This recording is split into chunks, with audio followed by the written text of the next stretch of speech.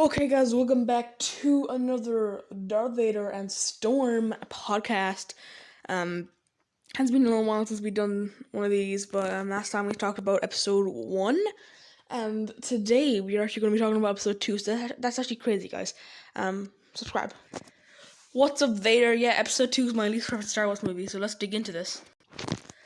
Okay, yeah, let's go. So in episode 1, we had Jar Jar stepping in crap, and in episode 2, we have, me and Padme just rolling around in a bunch of dirt, and then, sometimes walking around some hallways, and I guess a fight scene at the end. There's not that much in this one, I guess. After the big disappointment of episode 1, everyone was really excited for episode 2, but everyone got let down. Again, a second time. We all thought episode 2 was going to be great, and Lucas learned, from the episode 1. Well, I guess he kind of did learn a little bit with Jar Jar, but still, it's still not what we would expect, and it's actually kind of worse than episode 1. Yeah, episode 2 is definitely another step back. I know Jar Jar has been downgraded, but he still is annoying, and he's our senator, and he, in a way, kind of helps the Jedi getting destroyed with him giving the Supreme Chancellor power, and then that leads to the end of the Jedi. So Jar Jar is technically responsible for the whole original trilogy, which when you say it like that, I do not like one bit. Like, what the frick, Jar Jar? And that's not even the worst part about this movie. Of course, the plot with you and Padme is like just the worst thing ever. Okay, like every scene with them. Actually, I want to die when I do that. I actually threw up like multiple times while watching this movie. I threw up multiple times. What the frick? I literally, like, that's true story. I did. Okay, anything from Padme, and I can just like around the fucking meadows, from them just in like a quiet room and talking about their feelings, or to Anakin's hatred for sand. Everything is just awful. Okay, I think I hate him more than anyone, especially because I live with you now, Vader. You are an absolutely disgusting person, and I hate you. Oh, sorry. Anyway. Okay, Storm. Yes, you do have a very, very strong hatred for episode 2. Um, I guess I'm kind of sorry, but you'll have to live with it. Anyway, so yeah, let's go over, I guess, the plot of the movie. What was it again? Oh yeah, so Bounty Hunter is trying to track down Padme to kill her for some reason, even though Palpatine wants me to fall. I guess what Palpatine knows that me and Padme have like something going on. He probably does know that. I think he does, right? Yeah, and then he definitely wants Padme alive in episode 3, so I can fall in love with her to fall on the dark side, and like I know he wanted her dead then at the end of episode 3 just to get her out of the way, but like I I don't get it. Yeah, this plot is pretty confusing. Okay, so Palpatine orders Dooku to kill Padme, then Dooku orders Jango to kill Padme. And then Jango orders Zamwasel to kill Padme, and then Zamwasel orders a little droid to kill Padme. Then a droid like shoots out little worms to kill Padme. And it all doesn't work. Like that's a really confusing chain of events, and it's really weird. And then Obi-Wan jumps out a window, which is something that Anakin would have done. I mean, like I really don't know why Obi-Wan did that. That's like kind of like out of character for Obi-Wan. And he's like always complaining in this movie. I don't really like Obi-Wan in this movie. He's just always complaining. He doesn't really. I don't know. He just is. No, he's not as good as he is in episode 3. It's just really annoying. Okay, he just keeps moaning at Anakin and stuff, and Anakin is a whole different story. You, Vader, you are so bad in this movie. Would you just shut up? I guess I'm sorry, Storm. Okay, just stop complaining. Anyway, yeah, I guess I am really, really. annoying in this movie. But I guess the best thing with me is where I killed all those Tusken Raiders, because I do not show enough signs of the dark side in this movie, other than just, you know, saying that I killed all of them, the women, the children, the men, and the little frogs as well. I killed those too. Anyway, yeah. But at least does have more emotion in episode 1, because episode 1's pretty boring because all the voices are just so like boring. They just have the same tone like constantly, and they just have no emotion in there, and it's harder to get invested in episode 1, I guess. So I do understand why people like episode 1.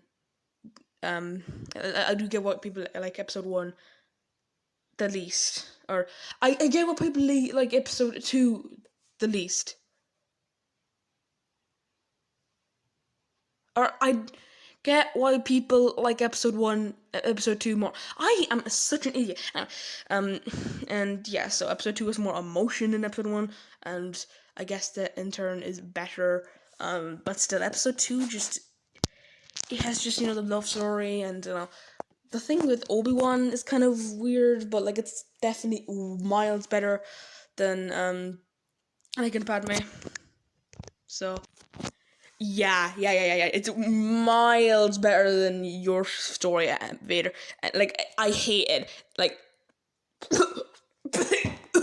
oh, I don't know. Yeah. So basically, Obi-Wan is tracking down Jango Fett, who killed Zhang Wei before they actually got to discovering who he was. So I'm really bad at describing plots. We are.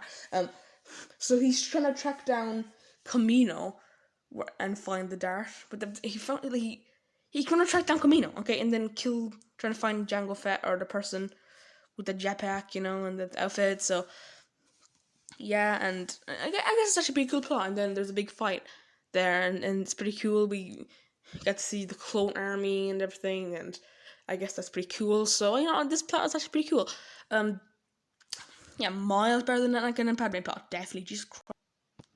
And after that, Obi-Wan goes to Geonosis and finds Count Dooku, and then gets captured, and then Anakin and Padme have to go after him, and they go to the factory, and I guess this scene was pretty cool. We have R2-D2 who has the rocket boosters, who flies through the air, and the only reason why I like this is because that is actually in Lego Star Wars Complete Saga. It's a gimmick in that game. It's like an ability that R2-D2 has. So I guess I'm kind of thankful, because I like the Lego Star Wars games, like Kylo and Rapunzel. Also, I'm not that bothered that Lego Star Wars Saga was delayed a second time. I'm just saying, they need more time to develop that game. But anyway, there's probably a video on. I don't know if I'll make a video on that, but anyway. Also, C-3PO, I guess there's like a joke where his head got put onto a battle droid, and then a battle droid head got onto his body, and it has a few jokes right there. Of course, this freaking movie isn't as joke heavy as Star Wars: The Last Star Wars movie, or The Last Jedi, aka the last Star Wars movie, because I'm just sick of Star Wars after that. Anyway, Storm. Vader, you suck. Anyway, yeah. Skywalker Saga delayed. Couldn't be bothered. Anyway, I'm really struggling with things to say right now. So yeah, but the rescue attempt, it doesn't work. 20 minutes of the movie wasted. Anyway, and then they go to the Geonosis arena and they fight some monsters, and then the Jedi show up, and it is awesome. It doesn't make any sense, but it's so awesome. Like, 212 Jedi show up, and it is madness. Like, seriously, it just is so awesome to look at. And it goes on for like 8 minutes, and like it's so cool. Jango Fett does die like a pimp, or a loser, I should say. But it's way better than Boba Fett's death, because like Boba Fett's death is like the worst thing ever. It's the worst. Anyway, yeah, so there's an awesome scene. Also Jango Fett did die to Samuel L. Jackson, so that's pretty cool. Yeah, and God's sake. So that scene is awesome, but it just doesn't really make that much sense, because they didn't know that Anakin and Padme had gone to rescue Obi-Wan. So they sent 212 Jedi to rescue one Jedi. They risked hundreds of Jedi's lives just to get one Jedi back. It doesn't really make that much sense, but I couldn't be bothered because it is such a cool scene. He's just awesome, and then it leads into the actual Battle of Geonosis, which is awesome, and there's and then Anakin and Obi-Wan have to have a fight about Padme.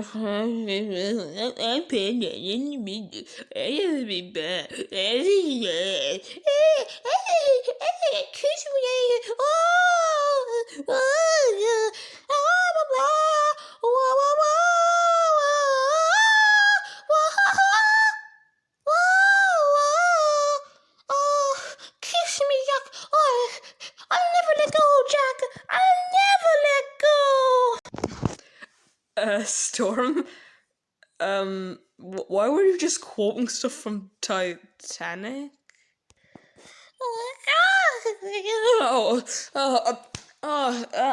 Sorry, Vader. I got a bit lost there. Anyway. Okay, that was very rude, Storm. You were actually going crazy. Maybe you should go and lie down. I don't think you're very healthy today. This doesn't really feel right. But anyway, yeah. The Belgianness is cool. I mean, it is going to the Dooku and Anakin fight, and then Dooku just got fight Anakin's hand, which is pretty cool. On my hand, that was pretty cool. Because in Empire Strikes Back, the second movie of the original trilogy, I cut off Luke's hand, so it's kind of like, the Skywalker, or the main character of the trilogy always gets their hand cut off in the second movie of the trilogy, but then it's ruined by The Last Jedi.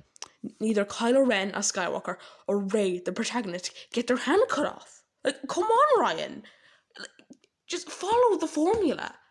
Is it that hard to just get someone's hand cut off? Okay, don't spend as much money on space horses and actually spend money on freaking good stuff, hands being cut off. Okay, we don't need space horses in your movie. No one does. They return in episode 9 for some reason. Come on, JJ, you're not as you're really worse than Ryan, to be honest. It's so annoying. Anyway, Jesus, I'm going crazy too, but it's pretty cool. And then Yoda shows up and goes at Dooku, which it just kind of goes against his character, in my opinion. But I think you have more of an opinion on that, don't you, Storm? My subplot of Anakin and then Stop reminding me of that. And I do have a much stronger opinion than that, because I don't think Yoda is the type of Jedi that would do that. He's more of he used the Force a lot more, and it's more in the mind to him, and also he's really old. And how is he able to fight when he literally uses a walking stick? It doesn't really make that much sense. So, Storm, you are very scary. Anyway, yeah, it's not really in Yoda's character, but then the Clone Wars begins. As stated by Yoda at the end of the movie, and that leaves room for the Clone Wars show, which is really, really good, much better than any of the prequels. And I guess by the end of the Clone Wars, we have a much larger appreciation for the prequel trilogy, and I guess I kind of just remind us that the prequel trilogy isn't that bad, and some good actually can come out of it. But the romance is not Anakin and Padme's romance. It is not. I hate it. I'm gonna burn it alive. It is even worse than the Star Wars Holiday Special. Way worse. Oh my god. So guys, that is the podcast for episode 2. I know it wasn't as long as a usual podcast or the last podcast we did, but we're just talking about Star Wars movies, so shut up, guys. Come on, give us some appreciation. We sit here and talk about a Star Wars movie for 15 minutes. Anyway, see you next time, guys. Goodbye.